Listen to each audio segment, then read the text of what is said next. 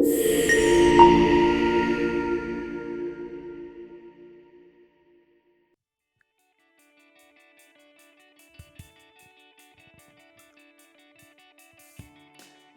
to the newly rebranded Fortunate Events podcast. I'm your host, Jessica Bennett, and this podcast explores how our education, careers, and life experiences intersect in unexpected ways. My journey has been filled with a number of really fortunate events, but many of those moments seem like challenges at the time, and they ultimately led to growth and opportunities. Today, I'm excited to have the amazing Rebecca McCartney here with us. She is a private practice therapist. She's been practicing for about 24 years, and she specializes in anxiety, which I'm super excited to talk with her about, as I also experience anxiety. Rebecca also recently contributed to a collaborative book titled A Peaceful New Year, and it's about embracing rest and reflection. So, Rebecca, I'm so excited to have you here today. Just to open the floor and get us started, can you tell us a little bit more about your background and what led you to becoming a therapist? Thank you, Jessica. Thanks for having me. Social work was really what I fell in love with. I figured out in undergrad that I really wanted to be a social worker. The idea of learning more about how people develop and how they interact with one another was just really interesting to me. And so I knew I wanted to be a social worker. I didn't really know that was going to lead me down the path to become a therapist, because there are a lot of different paths you can take as a social worker. But I did some things with medical social work and really loved that, worked at a nonprofit, and then became a full-time therapist at an outpatient mental health clinic. And that job really just kind of solidified, this is really where I feel like I can best use my skills and what I really enjoy about social work. Just really realizing how quickly that therapy and the relationship between a therapist and a client, how much of a difference that can make in somebody's life, was just really exciting and made me want to pursue that further. Wow, I love to hear that. Especially, I thought you were going to go somewhere else with that response about working in a mental health facility, because depending on the facility, you don't always have a good experience working there or being a guest. For sure. And where I worked was not an inpatient clinic, so that is a little bit different at AMS. But this was an outpatient clinic for a lot of really chronic mentally ill patients, and so I was exposed to a lot of diagnoses that I had never worked with before, and that I had kind of, to be honest, was a little afraid of. I didn't know what that was going to be like, and it was the opposite. It was just a joy. It was a joy to learn more about those clients and learn that they're just like us. They are dealing with the same things we're dealing with, and that they need that connection with somebody just like we do. And so it was really rewarding. I love it. I love to hear the positive side of it. How did you get into specializing in anxiety? I guess helping your clients work through anxiety from that point. Well, so, anxiety has always been something that personally I've struggled with. And so it's kind of a joke in the mental health field and among therapists, like your client population that you end up serving usually is something that you've dealt with yourself. Okay, well, that's good. That's you're relatable. Right. And so that was something that I had dealt with and kind of learned ways and strategies that have helped me. And obviously everybody's different, and there are a lot of different types of anxiety disorders. And but I found that the clients that I was working with, sort of as a generalist, where you see all types of problems and all types of issues come in, I found that the clients that I was connecting to the most and that I felt like I was able to help make the most progress were clients that were dealing with anxiety. And so I kind of threw myself into, how can I learn more about this? How can I learn all of the differences between the different types of anxiety-related disorders? And so now in my practice, I see clients who deal with generalized anxiety. I see clients who deal with panic disorder and obsessive compulsive disorder, phobias, all kinds of different anxiety disorders. And then I also work with clients that don't necessarily meet the criteria for any of those. They just struggle with anxiety in their day-to-day life. Yeah, I don't think I realized that there are different layers to anxiety or different diagnoses. So that's very interesting. Um, w- Speaking of anxiety, anxiety feels so heavy and all consuming, even when we try to manage it. Why is that?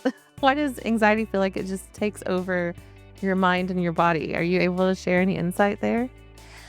I think one reason is that we forget that anxiety is an emotion. Okay. It's simply an emotion. Yeah. It's not good or bad. Mm-hmm. It's morally neutral. It's just an emotion. But it can feel so weighty, like you said. That's a really good way to say it. It can feel heavy and all consuming. What I've observed with my clients and with myself is that when I try to control it, change it, avoid it, manage it, it gets worse. Yeah. And so one of the things that I try to help my clients learn pretty early on is to understand what we call the cycle of anxiety, which is basically that avoidance makes it worse. Okay. So when we feel anxious, all we want to do is get away. Mm-hmm. And understandably so, it's incredibly uncomfortable. Yeah. But it's an emotion, just like joy, just like sadness, anything else.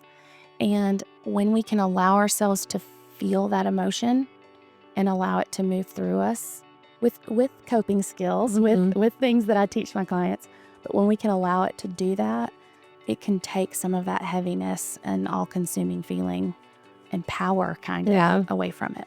I love that. In my own personal journey with anxiety, looking back, I think I actually had anxiety all growing up and didn't know that's what it was. I used to have an upset stomach a lot. I would, kind of seclude myself sometimes when I was dealing with certain emotions or things going on. And now that I have been through therapy and diagnosed, it's just kind of eye-opening that I was able to realize this isn't a new thing either.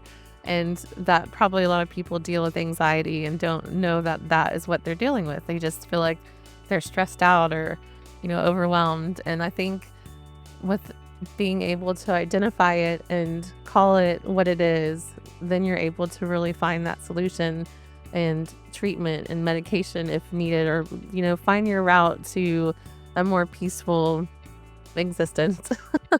Absolutely. Your story and the way you're describing it is something that I hear pretty often, that a client will come and she'll say, this is what I'm experiencing and this is how it has shown up for me. And when I say, yeah, it sounds pretty like some pretty classic anxiety, it's kind of shocking to them. And I think often what happens, especially with children, is it becomes a little bit of a part of your identity. So I've had clients who say things like, I was just sort of like, oh, she gets nervous a lot, or, oh, she has a nervous tummy, or, oh, and so family kind of begin to treat you like you're the one who, this is just how she behaves. Yeah. And it sort of becomes part of your identity, but you don't really understand why. You don't know where it comes from. All you know is it feels terrible and nobody's able to do anything to help it feel better. Yeah. And it makes you feel isolated and alone in your experience. So why is it that I can, go to school and I feel this weight and this heaviness and my stomach hurts all day long, and all these other kids seem to be just fine? It feels very isolating. Yeah. So what you described is really true, that once clients have a name for it and they have an understanding of what's going on, and then of course develop some skills and tools to be able to work through it, it can completely change their life and the way that they perceive themselves. Yeah. Would you say that anxiety and trauma are closely related, or that one triggers the other? Is that usually what you're finding with your clients? So there are definitely people who come to therapy who have not had significant traumas in their past that are struggling with anxiety. Yes, that happens. What I find fairly often, though, is that typically there is a root there of something that has been traumatic. And I think it might be helpful for me to kind of define what trauma is a little bit for because we use that word a lot in like popular culture. And so the way I explain it to my clients is trauma is anything that happens for which you were emotionally unprepared. Okay. And we don't That's good to know. compare traumas, right? Right. So if you were bullied as a kid, that's traumatic because you weren't emotionally prepared to deal with that. Mm-hmm. If your parent died when you were a child, that was traumatic. They both can be traumatic even though they're not the same and they don't have equal weight, right? And so a lot of times my clients will say, well, what happened to me wasn't that bad. But then when they begin to describe something as simple as they moved in second grade across the country in the middle of a school year and they had to leave all their friends, that was something for which they were emotionally unprepared. Mm-hmm. And unless someone allowed them to process their emotions at the time about that, it was traumatic. Wow, that's such a good way to talk about it and think about it, because I feel like trauma, especially like in pop culture, like you said, it's kind of a word that people say without much meaning behind it. It's overused, but also for me, I would think that trauma is some big earth-shattering thing that happened to someone, but it could be a small thing, it sounds like. So it's good to know that everyone can have an experience that can change their life, and it doesn't even have to be a big milestone or like a big instance. It could be something small, but that causes a lot of those feelings. So that's really good to know for just the audience, I think. What are some small but powerful tools you can that can help someone calm down, or that can help calm anxiety in the moment? Do you have one or two things? I don't want to, give too much of a free therapy session here, but I think this will help, open our listeners' eyes and ears about what they can do in a moment that they're feeling very anxious. Absolutely. I think the biggest thing, and I kind of alluded to it earlier, is that anxiety is something that feels really uncomfortable. Our initial desire is to get away from that feeling as much as possible. So the biggest tool is to not do that and instead check in with your body and check in and notice what you're feeling and where. Mm-hmm. So is your tummy nervous? Are your shoulders really tight? Is your heart racing? Are your ears hot? Are your hands tingling? Figure out what's going on in your body and pay attention to it. So this also kind of goes along with what you said about the connection between anxiety and trauma. So often what will happen with our anxiety, if it's rooted in trauma, is that our nervous system is really dysregulated. So when our heart's racing and our hands are tingling and our tummy is in knots, we are not able to think through what we're feeling, what we need, anything in that moment. Our nervous system is in like a fight or flight kind of situation, right? And so the tools that we need in that moment are anything that's going to help regulate our nervous system. And that's why one of our biggest friends is basically just breathing. Okay. It's called. You hear people say just do, and it's breath. annoying. My client, I had a client one time that said in our first session, if you tell me to breathe, I'm done. And I was like, oh no. And she laughed. And I was like, can you just let me explain a little more? So it's not just breathing. It's called diaphragmatic breathing or deep belly breathing. And the idea is that you breathe in deeply in through your nose, hold it for a little bit. When you do that, your belly expands and goes out, and you're engaging your core, and your diaphragm is filling up with air. You hold that for a little bit and you let it out through your mouth slowly. And you're doing that breathing in a way that actually stimulates your vagus nerve, which then regulates your nervous system. Sounds familiar. So yes, so it's a physical, it's not rocket science, but it is science. Yeah. It is, and I'm not a scientist, but I'm explaining it in layman's terms. Yes, which is exactly what we need. Yeah. So it does stimulate that vagus nerve and help activate your parasympathetic nervous system so that you can then begin to feel a physical reaction, a physical calmness start to happen.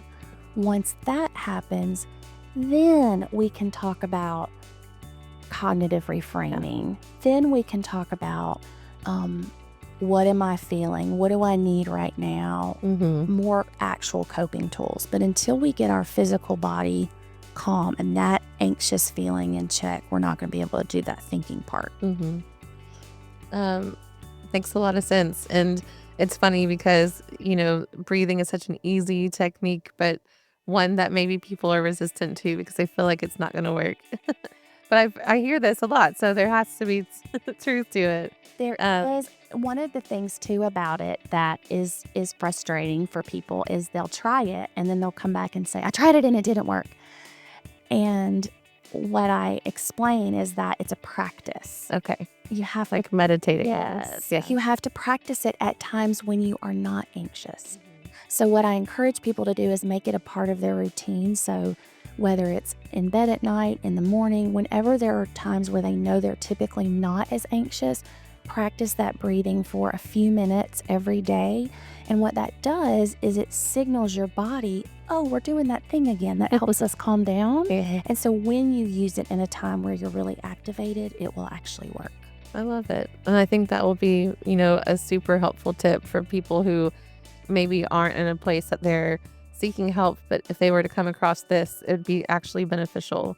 I know whenever I was going through some very anxious periods the last few years, I was grasping at straws, trying for anything to help settle my anxiety, because for me, it was sitting in my chest and it was sitting in, my arms and legs, and I was like shaky and felt like my heart was going to explode. And then it, shifted to where it was causing my thoughts to race. And it was just this whole full body reaction, and without even knowing I didn't even really know what was going on like that. It was anxiety. I thought I didn't know the right term for it. So, thankfully I did team up and found, a great therapist who was able to, help me sort through the things that were going on, the triggers that were causing the anxiety, the techniques that helped me to calm down. Because you're so desperate in that moment for relief and peace, peace of mind and peace in the body too.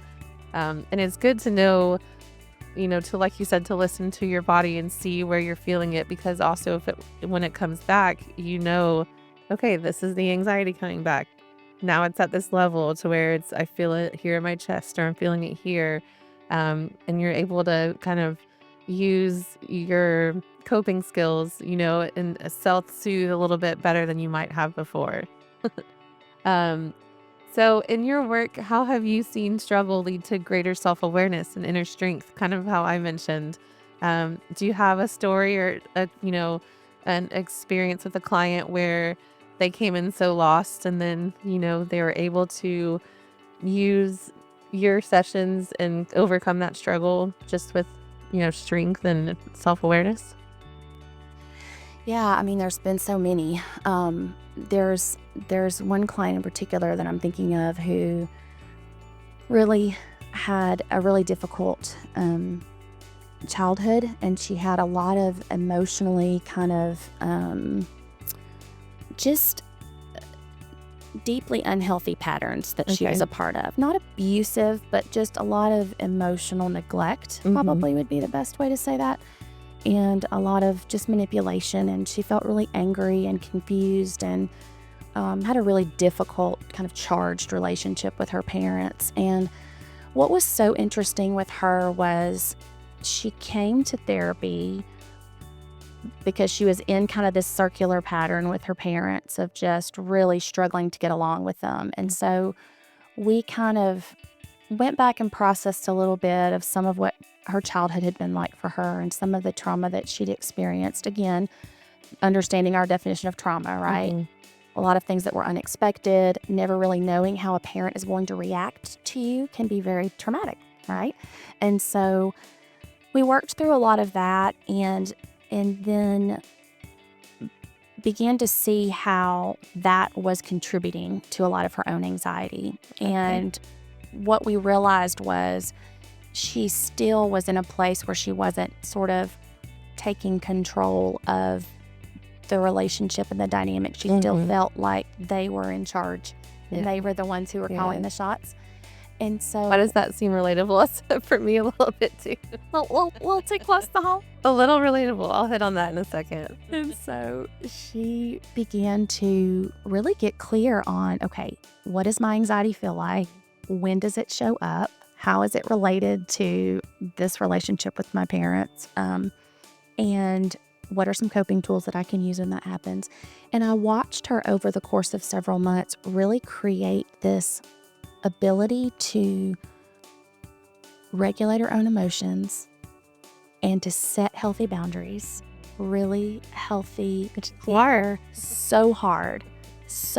Yeah. And I don't think, that's, I guess, a little of a side note, but I don't think we often connect our anxiety to our lack of healthy emotional boundaries. Interesting. But it is a very big component, because if we are not taking care of ourselves in that way, if there's a person who is in your life that is continually creating chaos in some way, and you are not separating yourself from that, it's going to create anxiety. It's not going to go away, right?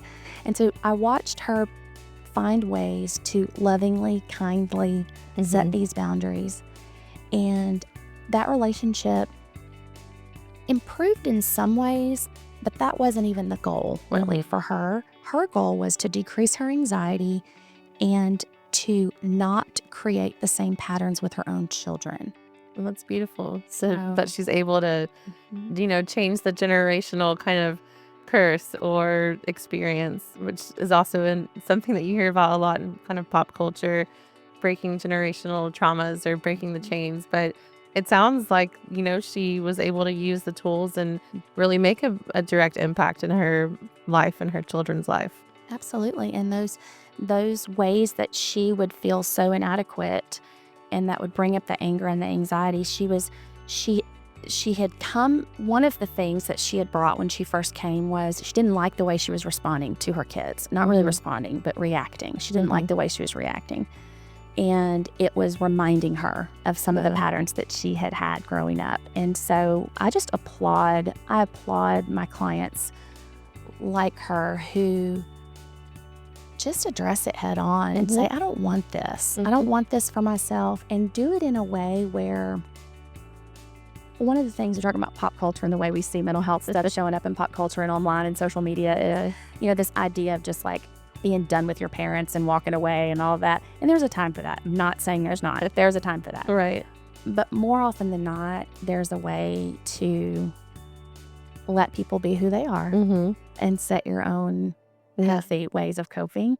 And she found a way to do that. And it's so exciting to see when your clients work so hard and are able to make those changes. Yeah, that's a beautiful story.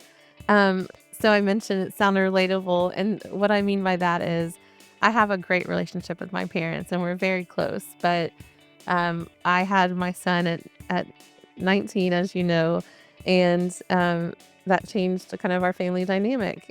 It's difficult because boundaries often need to evolve and change and grow. So what you needed when you were 19 and he was a baby in terms of support is going to look really different than what you need now that he's 19. And so that's going to be really, really different in learning how to communicate that well. So one of the things that I love to do and help clients with is figure out what that language sounds like. Sometimes we role play, sometimes I get to be the mom, sometimes I get to be the dad, but we figure out, okay, practice on me. How would you ask for this in a way that communicates what you need, but does it in an assertive, but not, an aggressive way? And so we kind of practice and we work out those tweaks because it is tricky, and it's tricky on both sides. It's not that parents in that situation are trying to be overbearing. They don't know the boundaries any more than you know them. Right. And so I think that's one of the things that's really, interesting and helpful to remember about boundaries is they change, they evolve, and that's okay. Well, it's funny because I think I've had no boundaries with them. I think there was literally zero boundaries. It was never, I would never say there was overstepping, but there was just so many things that, were blurred about, just responsibilities or the dynamic, I guess. And there's definitely has been like some conversations that, maybe were heated just growing up and the way like disciplining or raising Branson, or just differences, in how you live. But my parents are so wonderful, and I would not have been able to do anything that I've done, from graduating college to now in my master's program, which is part of this podcast, to him graduating high school. Like, they've played a huge role in all of these big things in our life, and which is part of the reason why there wasn't a whole lot of boundaries, and it was blurred, because they were so integrated into our lives. But the last few years I have had to kind of rethink or reevaluate, certain things, and what I want to be able to make decisions on and not feel guilty about without having to ask them or get their insight on things. It's just part of growing up and finding out who I am too, as an adult and as a mom, and now a mother to a young adult. It's a weird phase of life. It's very strange. But my parents through church. I actually met Rebecca through Clear Lake Church of Christ several years ago. My son Branson and her son Ethan were friends. So it's so neat to see how we've stayed connected, and it just worked out that that I'm doing this podcast, and you have lots of really great things to talk about, and that you were able to be a guest on the show.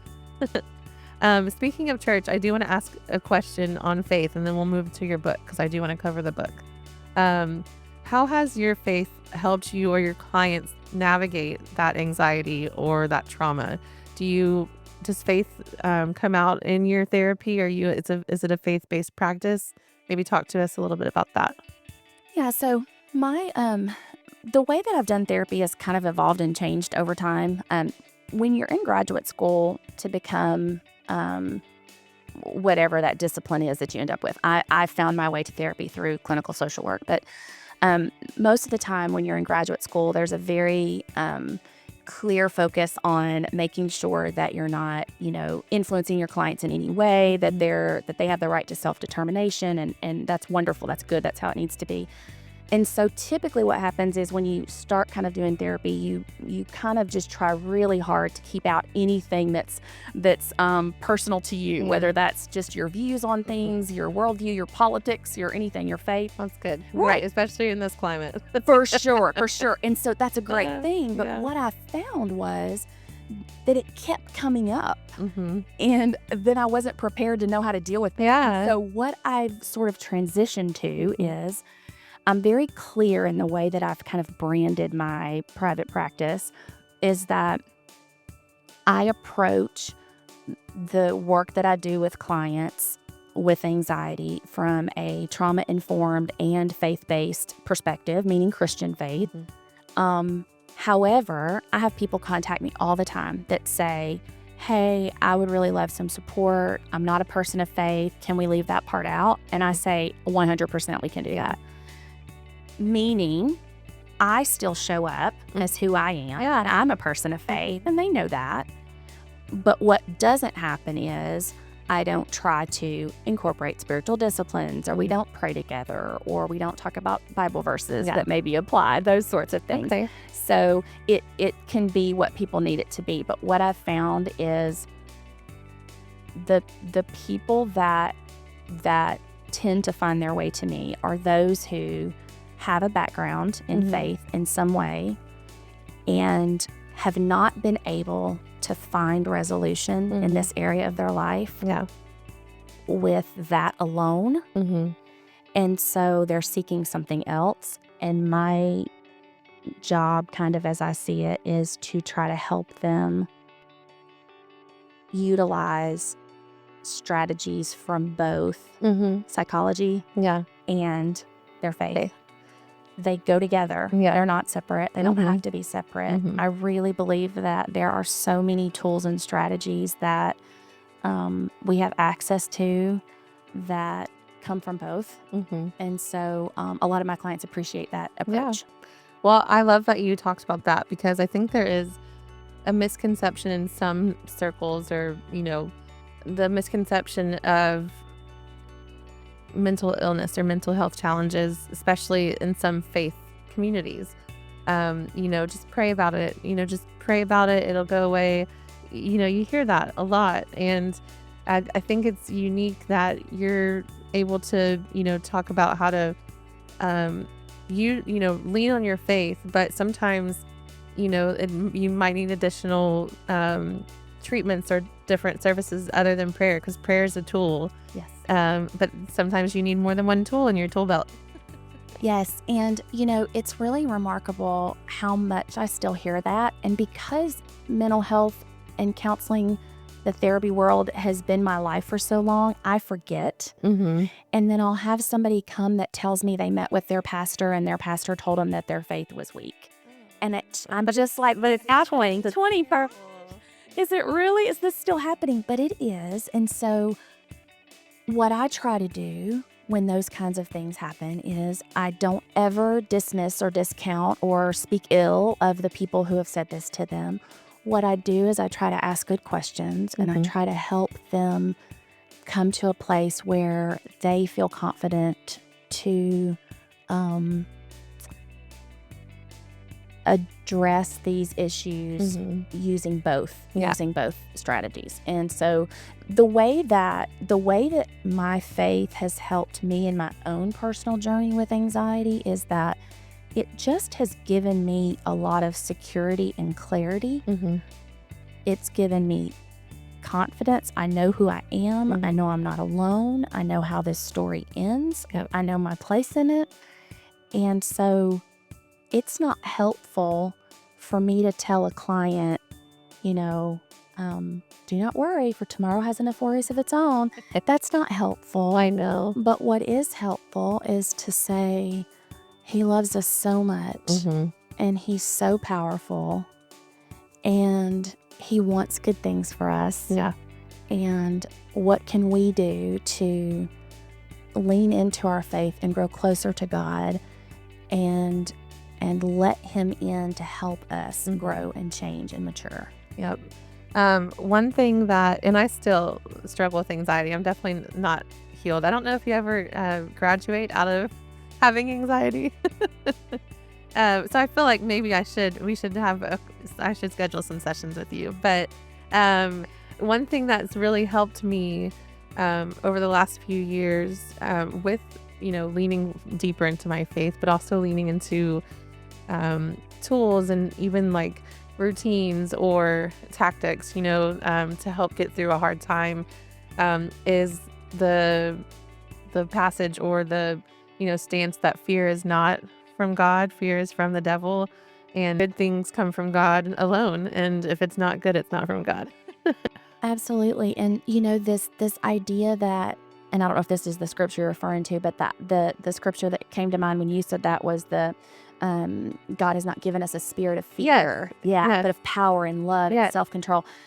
To me, there's a little bit of a difference between a spirit of fear and fear. Because fear is just an emotion again, right? It's a normal. It's just normal. It's normal. It's something that we all get, and it can be good. Fear keeps us from getting into situations that we don't need to be in, right? Yes. But a spirit of fear, that's not from the Lord. No. And I feel like I've lived with a spirit of fear. I guess I would say live with it, because I've, knew that things didn't need to be I didn't need to be so fearful, but it just was this presence or this feeling that I could not shake for the longest time, and still happens sometimes. But go ahead. I know I cut you off a little bit there. No, though, that's it. That you can try to fight that spirit of fear.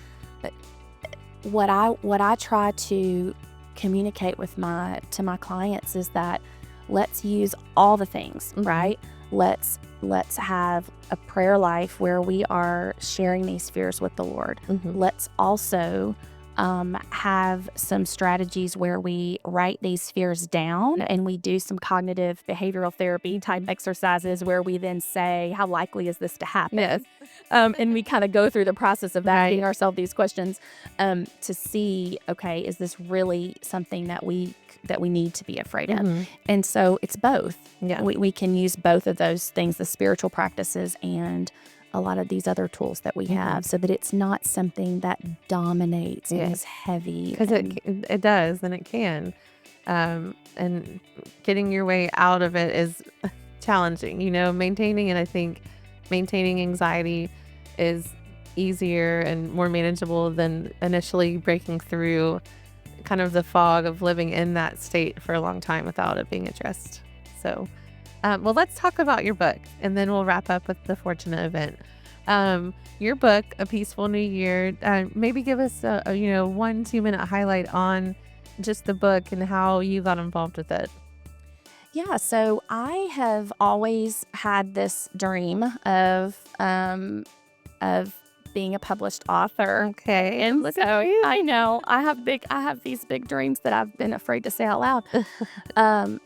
But this opportunity came, and it felt like a really low risk way to dip my toe into publishing and just see.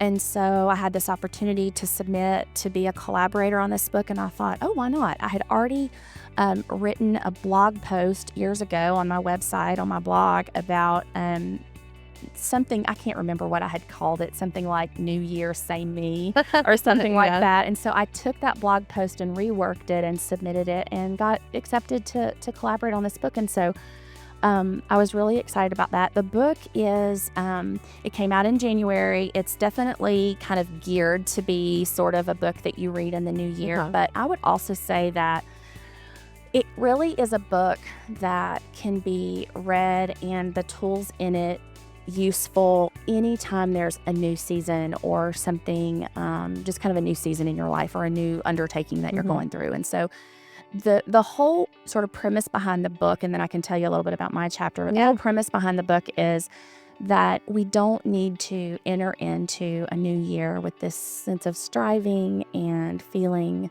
hurried and like we have to get all these goals met and resolutions. Oh my We gotta goodness. stick to them. What are they? Live by them, all the things. What's your word for the year? And all the things, all the pressures that we feel. Not that any of those things are bad, but when we use them and then when we make them and then we use them as these like kind of weights around our necks, right? Of like, I have to do this. Or now that we haven't done them, then obviously we're a failure. Yeah. And we feel so much shame about it. And so this book is inviting you into more of, who is it that I'm trying to be? Who is it that I want to be for my family and my friends? And what are the things that are important to me? And how can I seek out peace and contentment in this year or in this new season? And so my chapter is all about finding peace through silencing your inner critic. Okay. And so that inner voice that sort of is always looking to criticize and is very negative has been a longtime companion of mine. Me too. And many of us. I don't like her, but she's there. She's there and she's loud.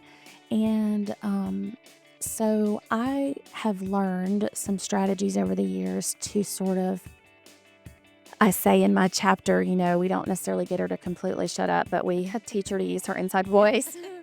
Because I cannot wait to give it a read. Thank you so much for dropping off this copy for me. She gave me a beautiful signed copy that I will share.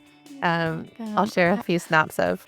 I hope that it'll just be a blessing to kind of help people learn how to sort of tame that loud voice. Mm-hmm.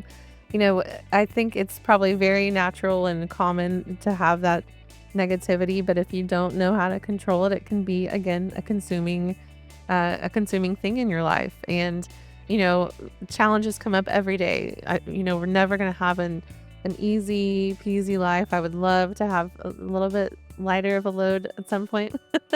Just being grateful for the blessings and recognizing what can change and what needs to, but still having the gratitude, I think, is really what helps get you through it. I don't know if that's in your book, gratitude, but I know that gratitude is such a key part in breaking through negativity.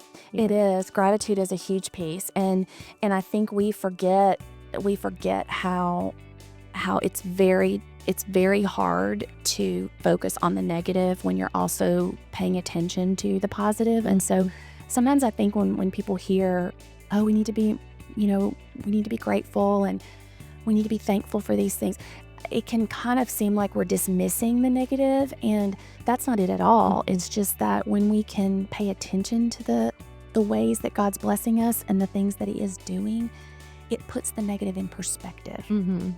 I love that. So do you see yourself working on more book projects in the near future? Is there things in the work you want to talk about? I don't have anything in the works right now, but I really want to. My sort of dream, not said this out loud. Yeah, I'm gonna say this out loud here. Okay. My sort of dream is to write what I think is called a teaching memoir. Okay.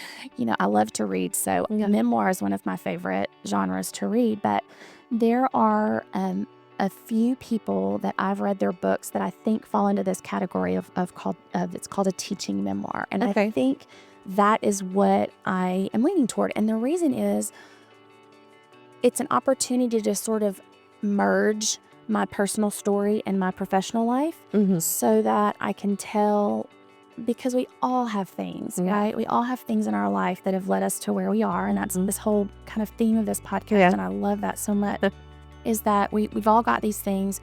I want to be able to share some of that and also share the tools that I've learned and the ways that I've learned to handle and process through some of that. Some bigger, heavier things, like some trauma pieces that I've had to work through in my own therapy.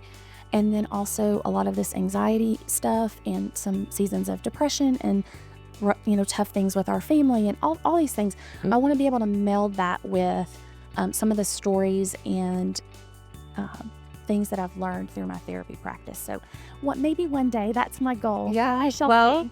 I have a couple other guests who are coming on soon that are also authors. And I think in my network, there are probably some publishers. So if anyone would like to connect with Rebecca, we will make sure to leave her contact information on the end of this podcast. So, well, that's a good way, I think, to wrap us up. The fortunate events, the whole premise of the podcast is looking at challenges and talking about them and things that you've gone through in your life, obstacles that were so overwhelming you'd never get through it. But then a lot of those times, obstacles can be moments for growth. And, once you're on the other side of it, it can become a fortunate event in your life. For me, I mentioned, getting pregnant at 18 was traumatic because I did it to myself in a way, but I was very naive at that age. Grew up in the faith, I really thought I was going to be waiting until marriage, but I was in a very long-term relationship and things just happened and I got pregnant and I was shocked. I'm going to give myself grace now for that. But that was a very hard, pivotal moment in my life.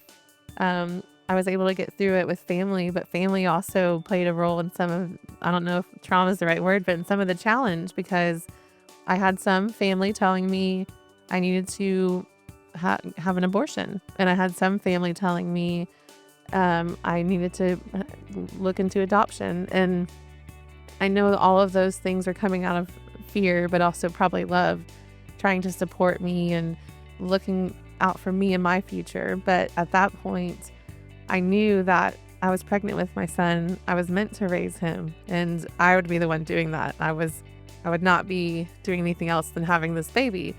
But it's hard, and I have done so many things wrong.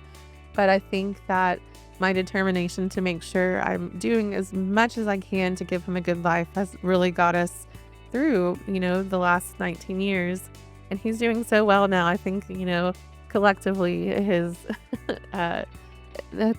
his childhood, I think, turned out to be a fortunate, overall. And this scary situation as a teen mom turned into a fortunate, beautiful series of events for us. But what about you? What would you say maybe was a defining moment, or maybe one of many obstacles that turned into a fortunate event for you?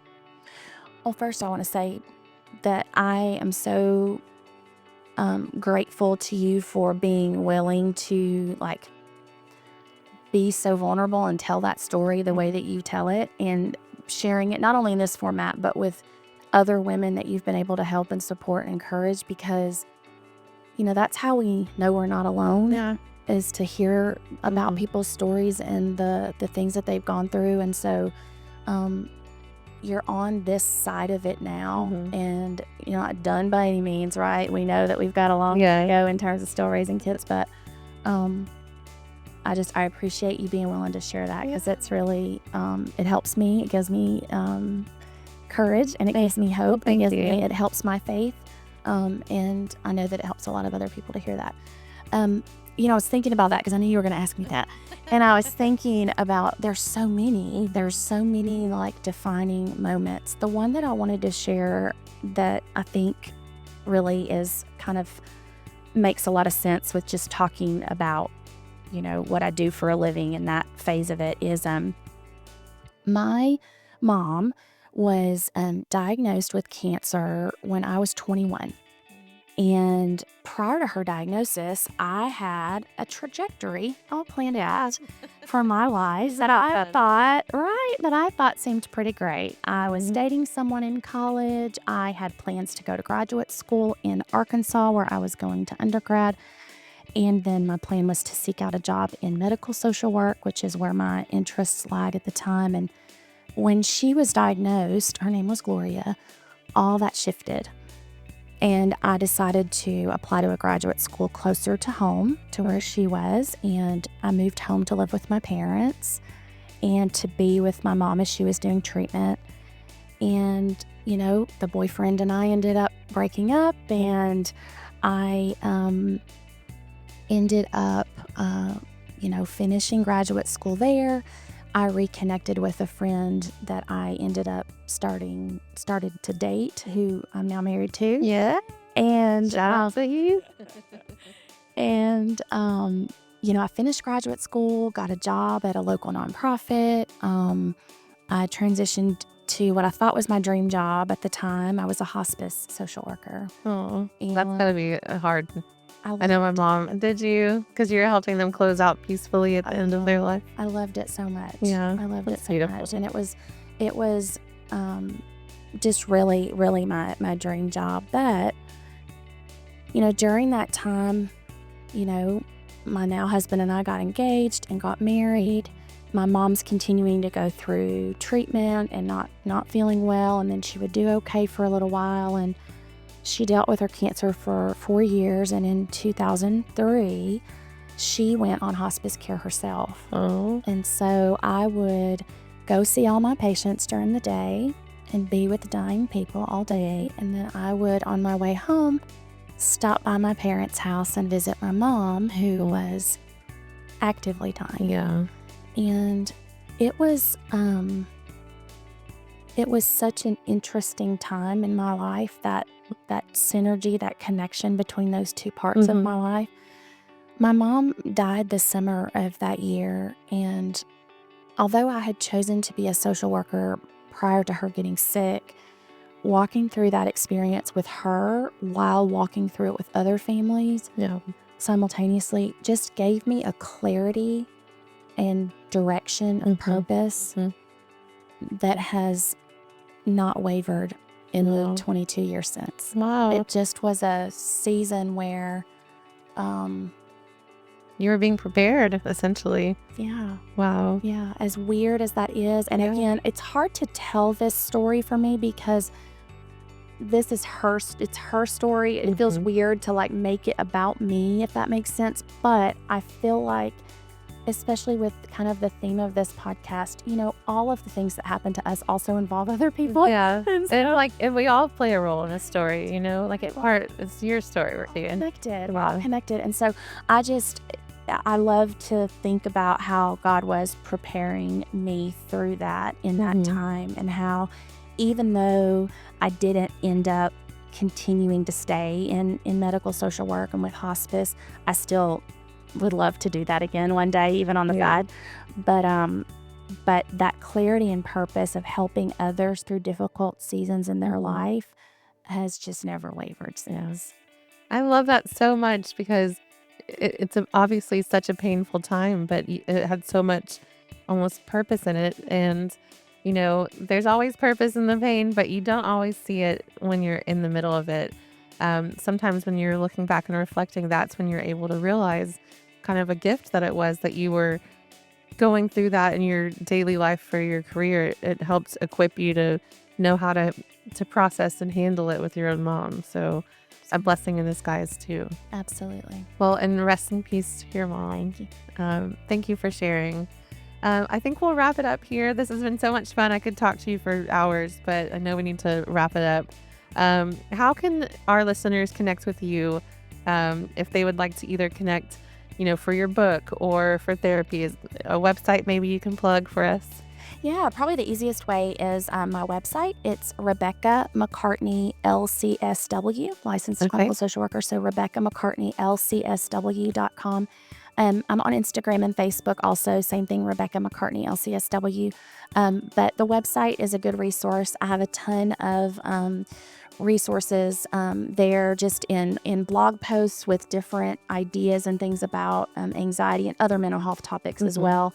And then a few little freebies on there, some tools that can help you if you're really struggling in that area. And then all the ways to contact me are on there as well. And so, yeah, I serve women. I didn't say this earlier, and I should have. Yeah, we talked about a lot. I still had more to go over, but it's just you can't cover everything. I serve women in Texas and Tennessee. Okay. So if that's helpful, I do virtual therapy only these days. And so I see women in Texas and Tennessee and have lots of clients in both places. And so, if anybody is kind of been thinking about therapy and just aren't sure if that's the route they want to go, I'd be honored to help. If you're not in the state that I serve, I'd still be honored to help find somebody that's close. It's just a joy to get to be able to do this work, and I'd love to connect with anybody, even if they just have questions or want to talk. Yeah. I'd be happy to talk. Well, great. And I'll also link all of your contact information online when I post this. So thank you again. It has been such a pleasure. So informative, so therapeutic. So thank you, Rebecca. For the listeners, stay tuned. We'll be doing a podcast through the end of the year for my graduate program.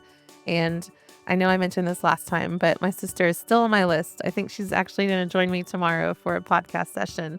So you will get to hear from her again soon. So stay tuned for that.